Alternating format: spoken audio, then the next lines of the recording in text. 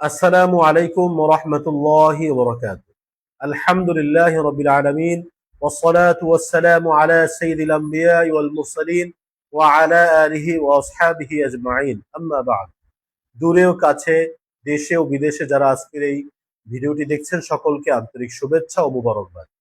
সম্মানিত দর্শকবৃন্দ, হজের ধারাবাহিক আলোচনার পঞ্চম পর্বে আমরা আলোচনা করব ইনশাআল্লাহ হজের প্রকারভেদ এবং কোন হজ অধিক ফজিলতপূর্ণ এবং কোন হজ সাধারণত মানুষ বেশি করে থাকে বা আমরা বাংলাদেশের মানুষ কোন প্রকার হজ আদায় করে থাকি এ বিষয়ে আলোচনা করব ইনশাআল্লাহ।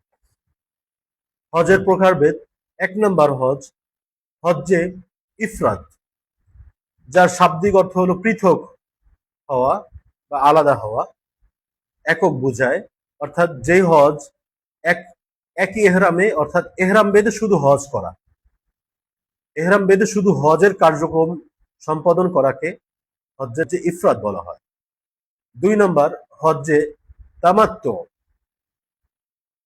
তামাত্তু শব্দের অর্থ হলো ভোগ করা, উপকৃত হওয়া, ফায়দা গ্রহণ করা। তামাত্তু হজ হলো প্রথমে উমরার নিয়াতে এহরাম বেঁধে উমরার কার্যক্রম শেষ করে এহরাম ভেঙে ফেলা, তারপরে হজের জন্য এহরাম বাঁধা অর্থাৎ 8ই জিলহজ হজের জন্য আবার এহরাম বেঁধে হজ সম্পাদন করা। এই হজকে বলা হয় হজ্জে তামাত্তু। 3 নম্বর প্রকার হলো হজ্জে কিরান, যার শাব্দিক অর্থ হলো মিলিত হওয়া, একত্রিত হওয়া। অর্থাৎ একই এহরামে উমরা পালন করে এহরাম না ভেঙে সেই এহরামেই আবার হজ সম্পাদন করা। অর্থাৎ উমরা পালন একই এহরামে উমরা পালন করে এহরাম না ভেঙে হজ সম্পাদন করা, এটাকে বলা হয় হজ্জে কিরান।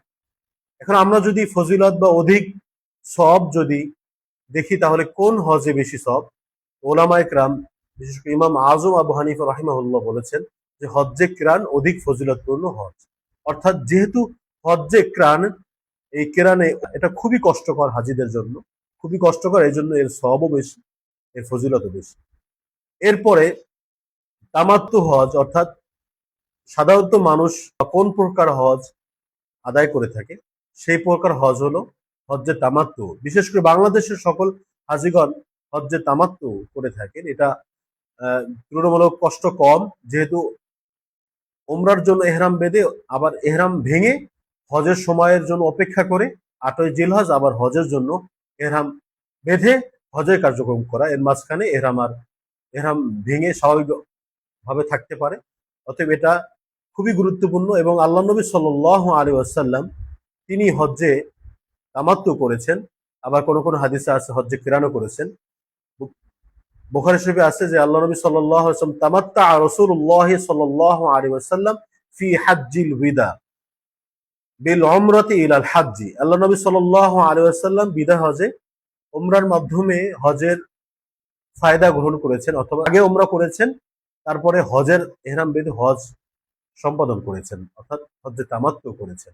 তিনি সাহাবায়ে কেরামদেরকেও হজ্জে তামাত্তুর ব্যাপারে উৎসাহিত করেছেন, কেননা এটা মানুষের জন্য অধিক কঠিন নয়, মানুষের সাধ্যের মধ্যে এবং খুব স্বাভাবিকভাবে এবং সুন্দরভাবে এই হজ আদায় করতে পারে।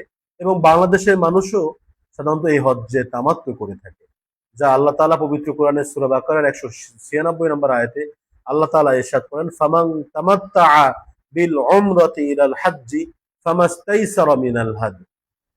যে ব্যক্তি উমরার মাধ্যমে হজ পর্যন্ত উপকৃত হবে বা উপকার গ্রহণ করবে, সে ফামাস্তাইসারা মিনাল হাদ, সে সহজতর কোরবানি করবে, অর্থাৎ সহজতর পশু কোরবানি করবে।